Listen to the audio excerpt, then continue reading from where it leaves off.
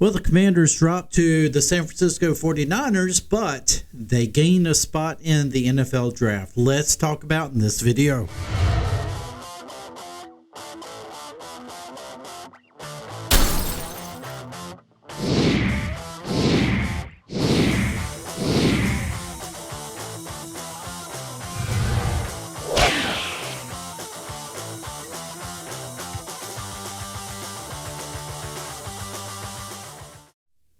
And welcome back to another video here on the Washington Football Maniacs channel. My name is Greg, and if you're new here, this channel is dedicated to the Washington Commanders, so if you're down with that, please make sure you have subscribed to the channel, and when you do, make sure you have hit that notification bell so you will never miss another video release. This is a re-upload, folks, because my last video did not have any sound.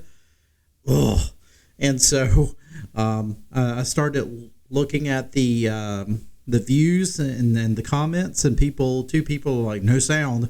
And so I checked it and I was like, oh, sure enough, no sound. So I'm redoing this.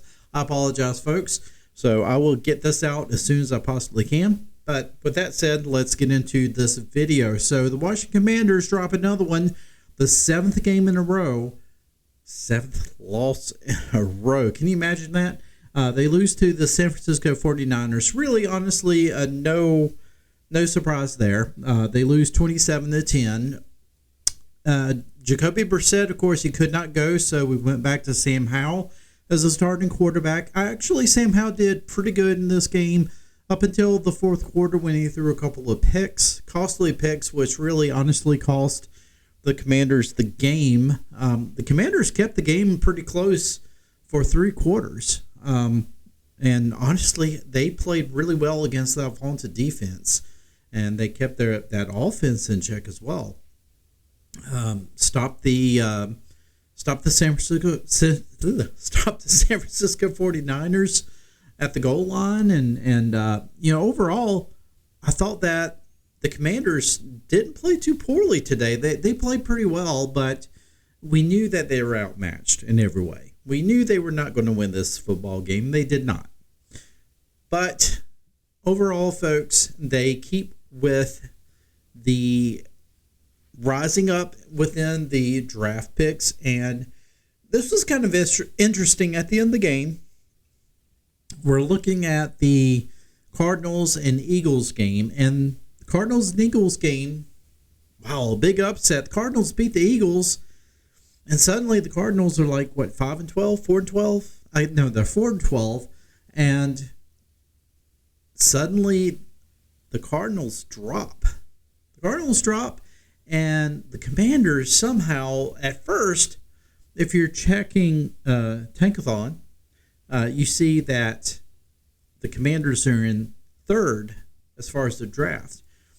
But because the Cardinals beat the Eagles, and because of a minute difference between the Patriots and the Commanders' strength of schedule, the Commanders right now have the second position, the second pick of the 2024 NFL draft.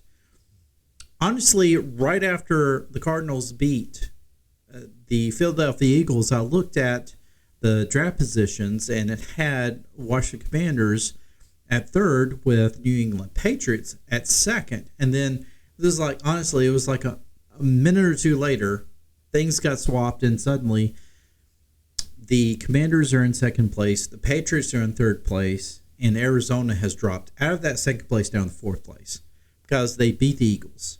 And honestly, I think for the Cardinals, it's probably okay, because I think Kyler Murray, I thought, I had my doubts at first.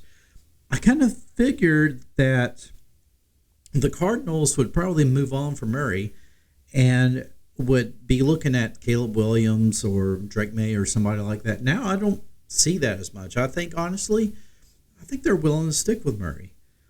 And same with Chicago, honestly. I think that Chicago is willing to stick with Justin Fields because Chicago continues to win, and they play pretty well since Fields has come back. So I'm telling you right now, the teams that are high up in the draft order. Commanders right now at number 2. You got the Patriots.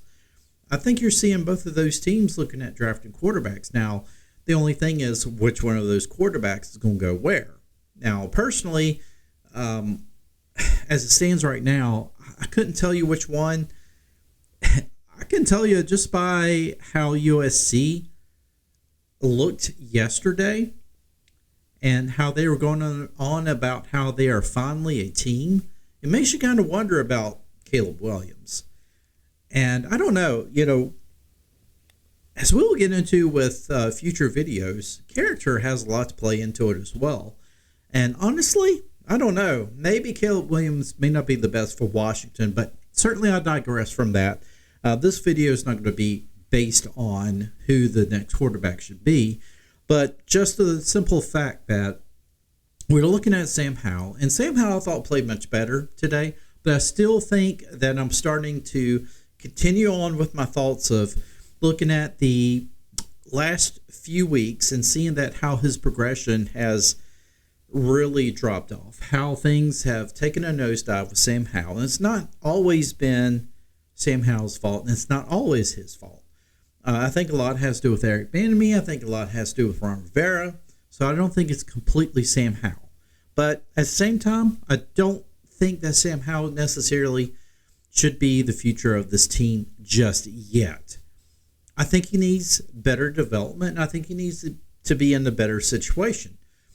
And I think that would be true with any quarterback that is drafted. Honestly, I think that if you do wind up drafting a quarterback next year, whether if it's in the first round, second round, third, fourth, fifth, sixth, seventh, I don't think it really matters.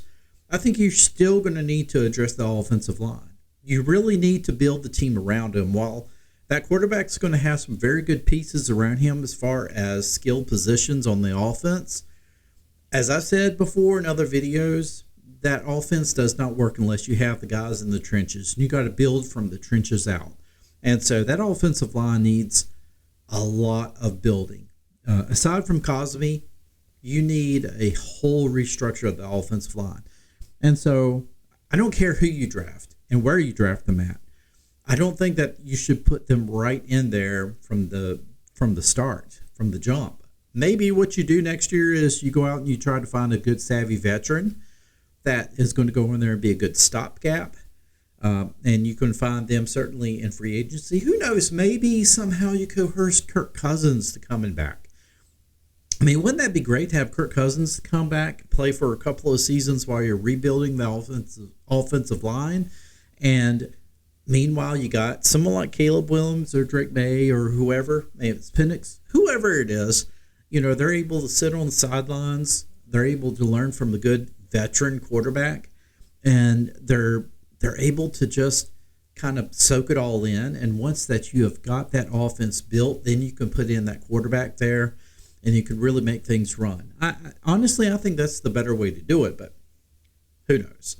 But still in this game, if you look at the game against the 49ers, here's the thing that I don't like about Eric Bieniemy. He starts the game off with 3 straight passes. And here you have a quarterback that obviously his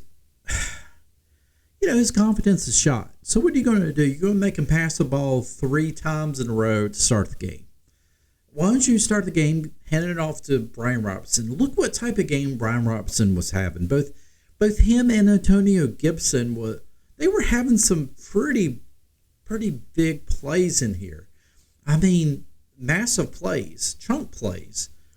But yet you go away from that. You go back to, we got to put the ball in Sam Howell's hands. I just don't get the play calling. I really don't. Sometimes I feel like Eric Bieniemy's got it, and other times I'm like, what in the world is he doing? And I think in this case, when you have a quarterback you have to go back to, because obviously his confidence is shot, and his confidence was shot anyway because he was supposed to have been replaced by a backup quarterback who decided that, you know what, his hamstrings were just too tight. He wasn't going to be able to go. And so then you have to turn right back to Sam Howell. So you would think to at least help his confidence, you would give the ball a little bit more to Brian Robinson and Antonio Gibson and kind of keep the ball on the ground. Maybe do a little bit of ball control so that you're keeping the San Francisco offense off of the field. No, you decided you're going to pass the ball 3 times in that opening drive. I mean, what are you doing? Now, eventually, Sam Howell, he came around. He started making some good plays, but again, he's still forcing things to wind up forcing 2 costly interceptions, which really cost the Commanders the football game in the long run. But I just don't really understand the play call of Eric Bieniemy. I really don't. And I'm not sure how much more that, his fans can really keep supporting him. Because honestly, I have not seen how he is really good with developing and using the players he has around him.